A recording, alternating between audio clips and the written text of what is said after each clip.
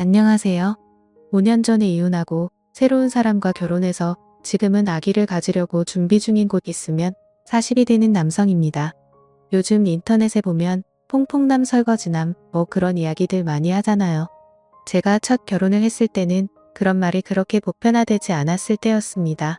지금 생각해보니 제가 퐁퐁남이었고 설거지 담당이었다는 것을 깨달았습니다.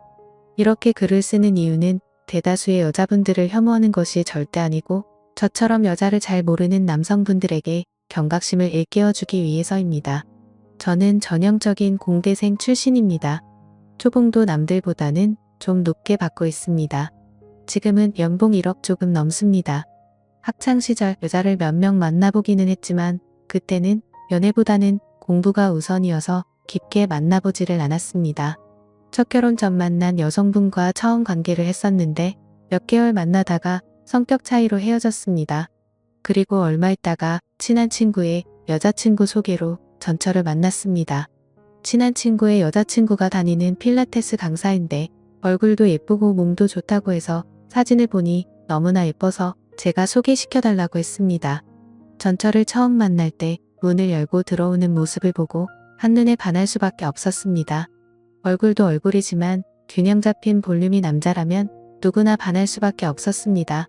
지금 생각해보면 후회가 되지만 정말 외모로는 제가 지금까지 만나본 여자 중에 최고였습니다.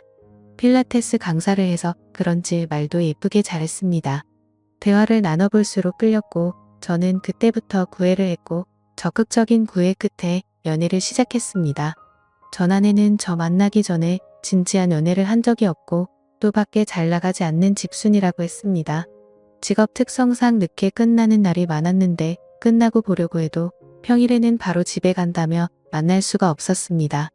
연락도 잘 안 되는 경우가 많았는데 평일에는 집에 간다. 집에 도착했다. 이제 잔다. 잘 자라 이 정도가 연락의 끝이었습니다. 그래도 낮에는 비교적 전화나 연락이 잘 됐기 때문에 애는 탔지만 큰 문제가 아니라고 생각했습니다. 저희는 주로 주말에 만났습니다. 제 차를 타고 드라이브를 가거나 저의 집에서 데이트를 했습니다. 결혼 때까지 전 아내의 자취방에는 한 번도 가보지 못했습니다. 빚을 지고 필라테스를 운영하고 있는 상황이라고 해서 데이트 비용은 거의 제가 100% 부담했습니다. 연애 때 받은 선물이 제 생일에 20만 원 전후의 셔츠 한 벌이었고 각종 기념일, 크리스마스 선물에는 편지만 받았던 걸로 기억이 납니다. 하지만 저의 집도 어느 정도 살고 제 연봉도 비교적 높았기 때문에 금전적인 것에 대한 서운함은 없었습니다. 그때는 오히려 손편지를 써주는 전 아내가 예쁘게 보였습니다. 평일에는 못 보고 주말에도 전 아내가 일이 있을 때는 못 보는 경우가 있어서 한 달에 2번 정도 데이트를 했습니다. 그때는 전 아내를 너무 사랑했고 결혼을 하면 매일 볼 수 있다는 생각에 사귄 지 1년 정도 됐을 때 청혼을 했습니다. 오빠 나도 오빠를 좋아하지만 나는 결혼 생활은 준비되었을 때 하고 싶어. 결혼은 현실이니까 오빠 결혼 준비는 된 거야. 저는 서울 근교의 20평 후반대의 제 명의 아파트에서 신혼을 시작할 거고 제 연봉과 그동안 모은 돈 그리고 부모님의 노후에 대해서도 알려주었습니다. 전 아내는 흡족한 미소를 보이며 청혼을 받아들였습니다. 결혼은 일사천리로 진행되었습니다. 그런데 결혼하는 과정에서 전 아내는 아파트 공동명의와 경제권을 계속 요구했습니다. 저는 경제권은 줄 수 있지만 아파트 공동명의는 안 된다고 하자 며칠 연락을 안 받더라고요. 그래서 우선 달래려고 공동명의는 결혼하고 다시 한번 생각해보겠다 했습니다. 아무튼 그렇게 결혼식을 올리고 몇 개월 행복한 시간을 가졌습니다. 그러다 어느 날 전 아내가 말했습니다. 오빠 요즘 고객들도 많이 떨어지고 나도 일하고 오면 집안일 하는 것도 힘든 것 같아. 우리 어차피 아이 가져야 하는데 나 일 그만두고 몸 관리하면서 아기 가질 준비하면 안 될까? 맞벌이 하니까 집도 너무 더럽고 오빠 아침도 못 챙겨주는데 일 그만두고 집안일도 하면서 아기 가질 준비할게. 전 아내가 힘들다 하기도 하고 저도 아침밥 얻어먹는 게 꿈이었기도 하고 아기도 슬슬 가져야 하니 그러라고 했습니다. 일주일 동안은 아침도 차려주고 집도 깨끗하고 저녁도 차려주고 그랬습니다. 시간이 지나자 아침은 시리얼이나 모닝빵으로 바뀌었고 집은 조금씩 더러워졌고 저녁도 밀키트나 배달음식이었습니다. 집이 좀 더럽다고 하자 집안일은 해도 끝이 없다며 스트레스 받지 않게 잔소리하지 말라고 화를 내서 그 다음부터는 아예 말도 꺼내지 않았습니다. 전아내는 아이를 갖자고 했지만 관계 때마다 저에게 피임을 하게 했습니다. 우리 아이 낳기로 했는데 이제 슬슬 피임 없이 해야 하지 않을까? 오빠 내가 생각해봤는데 주위를 보니까 나이 낳고 키우면서 부부들이 많이 싸우는 것 같아. 그냥 우리 딩크족으로 살면서 연애하듯 사는 게 더 좋을 것 같아. 나 아이 낳기도 무서워서 안 낳을래? 아이를 안 낳을 생각이었으면 결혼하기 전에 얘기했어야지. 우리 부모님 아이 기다리는 거 몰라? 왜 화를 내? 결혼 전에는 낳으려고 했는데 막상 낳으려니 무섭고 키우기도 벅찰 것 같은데 어떻게 해? 내가 애 낳는 기계야? 애 낳으려고 나랑 결혼한 거야? 그리고 아기를 낳고 안 낳고는 우리가 결정하는 거지. 왜 시부모님 얘기가 나오는데? 아무튼 나는 아이 안 낳고 딩크족으로 살 거니깐 그렇게 알아. 결혼 전에는 아이를 갖는다 했고 아이를 갖기 위해 일까지 그만뒀는데 갑자기 아이를 안 낳는다니 황당했습니다. 게다가 딩크족으로 산다면서 일은 안 하고 집안일만 하겠다고 고집을 부렸습니다. 아이를 가지려 노력하던지 아이를 안 가지려면 다시 일을 하자고 해도 아이도 안 갖고 일도 하지 않을 거라며 화를 내고 관계도 거부하고 그렇게 몇 달을 보냈습니다. 그러던 어느 날이었습니다. 전 아내가 말을 하더군요. 오빠 나 아이 낳기 정말 무섭고 싫은데 오빠랑 시부모님이 원하면 아이 가져보려 노력해볼게. 오빠 나도 오빠를 좋아하지만 나는 결혼 생활은 준비되었을 때 하고 싶어. 결혼은 현실이니까 오빠 결혼 준비는 된 거야. 저는 서울 근교의 20평 후반대의 제 명의 아파트에서 신혼을 시작할 거고 제 연봉과 그동안 모은 돈 그리고 부모님의 노후에 대해서도 알려주었습니다. 전 아내는 흡족한 미소를 보이며 청혼을 받아들였습니다. 결혼은 일사천리로 진행되었습니다. 그런데 결혼하는 과정에서 전 아내는 아파트 공동명의와 경제권을 계속 요구했습니다. 저는 경제권은 줄 수 있지만 아파트 공동명의는 안 된다고 하자 며칠 연락을 안 받더라고요. 그래서 우선 달래려고 공동명의는 결혼하고 다시 한번 생각해보겠다 했습니다. 아무튼 그렇게 결혼식을 올리고 몇 개월 행복한 시간을 가졌습니다. 그러다 어느 날 전 아내가 말했습니다. 오빠 요즘 고객들도 많이 떨어지고 나도 일하고 오면 집안일 하는 것도 힘든 것 같아. 우리 어차피 아이 가져야 하는데 나 일 그만두고 몸 관리하면서 아기 가질 준비하면 안 될까? 맞벌이 하니까 집도 너무 더럽고 오빠 아침도 못 챙겨주는데 일 그만두고 집안일도 하면서 아기 가질 준비할게. 전 아내가 힘들다 하기도 하고 저도 아침밥 얻어먹는 게 꿈이었기도 하고 아기도 슬슬 가져야 하니 그러라고 했습니다. 일주일 동안은 아침도 차려주고 집도 깨끗하고 저녁도 차려주고 그랬습니다. 시간이 지나자 아침은 시리얼이나 모닝빵으로 바뀌었고 집은 조금씩 더러워졌고 저녁도 밀키트나 배달음식이었습니다. 집이 좀 더럽다고 하자 집안일은 해도 끝이 없다며 스트레스 받지 않게 잔소리하지 말라고 화를 내서 그 다음부터는 아예 말도 꺼내지 않았습니다. 전 아내는 아이를 갖자고 했지만 관계 때마다 저에게 피임을 하게 했습니다. 우리 아이 낳기로 했는데 이제 슬슬 피임 없이 해야 하지 않을까? 오빠 내가 생각해봤는데 주위를 보니까 나이 낳고 키우면서 부부들이 많이 싸우는 것 같아. 그냥 우리 딩크족으로 살면서 연애하듯 사는 게 더 좋을 것 같아. 나 아이 낳기도 무서워서 안 낳을래? 아이를 안 낳을 생각이었으면 결혼하기 전에 얘기했어야지. 우리 부모님 아이 기다리는 거 몰라? 왜 화를 내? 결혼 전에는 낳으려고 했는데 막상 낳으려니 무섭고 키우기도 벅찰 것 같은데 어떻게 해?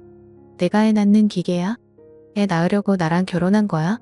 그리고 아기를 낳고 안 낳고는 우리가 결정하는 거지. 왜 시부모님 얘기가 나오는데? 아무튼 나는 아이 안 낳고 딩크족으로 살 거니깐 그렇게 알아. 결혼 전에는 아이를 갖는다 했고 아이를 갖기 위해 일까지 그만뒀는데 갑자기 아이를 안 낳는다니 황당했습니다. 게다가 딩크족으로 산다면서 일은 안 하고 집안일만 하겠다고 고집을 부렸습니다. 아이를 가지려 노력하던지 아이를 안 가지려면 다시 일을 하자고 해도 아이도 안 갖고 일도 하지 않을 거라며 화를 내고 관계도 거부하고 그렇게 몇 달을 보냈습니다. 그러던 어느 날이었습니다. 전 아내가 말을 하더군요. 오빠 나 아이 낳기 정말 무섭고 싫은데 오빠랑 시부모님이 원하면 아이 가져보려 노력해볼게. 나도 노력하는 만큼 오빠도 나한테 노력하는 모습을 보였으면 좋겠어. 진짜? 그럼 지연이가 노력하는데 나도 노력해야지. 나는 뭘 노력하면 좋을까? 오빠 결혼하고 나서 아파트 공동명의 바꿔준다더니 안 바꿔주고 있잖아. 결혼 전 오빠 한 얘기도 실천을 안 하는데 아기 낳으면 더 잘해주겠다는 말 믿음이 안 가. 공동명의 해주면 피임 안 하고 아기 갖도록 노력해볼게. 결혼 전에도 공동명예는 결혼 후에 다시 얘기하자고 했지만 해준다고는 안 했었는데 그렇게 얘기하더라고요. 어차피 가족인데 그냥 공동명예 해주고 행복한 가정을 이루고 싶어서 공동명예를 해줬습니다. 공동명예 증서를 가져다 준 날 처음으로 아기를 갖기 위해 시간을 함께 보냈습니다.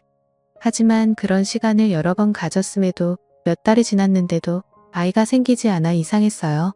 전 아내에게 병원에 같이 가보자고 했지만 전 아내는 원래 가지려고 하면 잘 안 생긴다고 조금 더 기다려보자고 했습니다. 그러다 주말에 빨래를 개다가 서랍에 약봉지가 있길래 열어봤더니 여성용 피임약이 있었습니다. 저를 속이고 피임을 한 거 보니 화가 머리 끝까지 났습니다. 아이 같자고 하더니 피임한 거야? 왜 남의 서랍을 뒤지고 그래? 처음에는 피임 안 했는데 생각해보니 아이는 안 낳는 게 좋을 것 같아서 피임하는 게 좋을 것 같아. 저는 화도 내보고 구슬리기도 했지만 아내는 절대 아이도 안 갖고 일도 안 하겠다며 그 후로는 함께 시간 갖는 것 그 자체를 거부했습니다. 그리고 나서는 몇 달간 냉전 상태였고 갑방도 썼습니다. 일도 안 해? 집안일도 안 해? 아이도 안 가져. 도대체 전 아내가 뭐하고 사는지 궁금했습니다. 그래서 작은 방에서 아내가 자고 있을 때 잠긴 문을 따고 들어가 아내 핸드폰을 훔쳐봤습니다. 아내는 잠기가 어두운 편이라 몰래 지문을 찍어서 거실로 가지고 나왔습니다. 핸드폰을 보자 정말 가관이었습니다. 많은 남자들과 연락을 하고 있었습니다. 게다가 사진첩에는 술자리 사진, 딴 남자와 뽀뽀를 하는 사진, 차마 입에도 담기 역겨운 더러운 영상도 있더군요. 게다가 거기에는 흑인도 있었습니다. 일일이 사진 찍기도 힘들어서 우선 제 핸드폰으로 영상 촬영으로 카톡 메시지, 사진, 영상, 그리고 나중에 상간남 소송을 위해서 전화 목록에 있는 남자들 전화번호도 다 찍었습니다. 우선 저도 생각할 시간이 필요해서 전 아내에게는 갑자기 출장이 생겼다 하고 며칠간 휴가를 냈습니다. 분명 그때 전 아내는 웬 기회냐 하고 다른 남자들을 만났겠지만 그동안 어차피 이 남자 저 남자 다 만나고 다닌 거 상관없다는 마인드였습니다. 어차피 이혼할 거니깐요. 많은 카톡 내용을 보는 데만 몇 시간을 걸렸습니다. 그리고 친구 아는 형이 이혼 전문 변호사라 찾아갔습니다. 이혼은 당연한 거고 상간소송도 진행해야 하고 아무래도 재산 분할이 문제가 될 것 같아서 상담을 받았습니다. 변호사의 조언에 따라 아내에게 준 제 카드 내역 다 뽑고 분실 처리하고 재발급 받았습니다. 통장 내역도 뽑았는데 월급날마다 전액을 뽑아가서 잔액이 거의 없었습니다. 제일 중요한 아파트는 결혼 전 부모님께 증여로 받은 자료들을 준비했습니다. 그리고 상간남들 별로 전화번호, 카톡 내용을 정리했습니다. 변호사 말로는 전 아내가 일부녀인 걸 몰랐다면 상간소송이 안 된다고 하더라고요. 전 아내가 관계를 했다는 카톡 내용과 사진이 있는 사람이 총 5명이었는데 그 중에 4명은 남편이라는 얘기가 있어서 상간남 소송이 되고 1명은 그런 내용이 없어서 힘들 거라고 했습니다. 이혼 소송과 상간 소송이 마무리되는데 1년 남짓 소요됐습니다. 변호사가 말한 대로 1명은 유부녀인 거 몰랐다고 기각됐고 3명한테는 위자료 받았습니다. 전 아내에게도 위자료 받았습니다. 아파트는 결혼 전 구매했는데도 전 아내의 기여도 10% 인정해 주더라고요. 거의 위자료랑 아파트 기여도랑 해서 퉁쳤네요. 아무리 졸라도 아파트 공동명의 안 해줄 걸 그랬습니다. 그래도 퐁퐁남으로 계속 사는 것보다는 조금이라도 일찍 알고 끝낼 수 있었던 거에 만족합니다. 이혼 마무리되고 얼마 있다가 지금의 아내를 만났고 아내는 정말 성실하고 진솔한 사람입니다. 살림도 잘해서 아침밥도 맨날 먹고 다니고 있네요. 전 아내의 막장 같은 바람 때문에 초기에는 의심도 했지만 올바르고 성실한 정말 정직한 사람입니다. 바라는 아기도 얼른 생겨서 더 화목한 가정을 이루고 싶네요. 여자 얼굴 많이 보시는 분들 조심하세요. 저처럼 퐁퐁남 될 수 있습니다. 여자는 외모도 중요하지만 조신한 여자가 최고인 것 같아요. 감사합니다.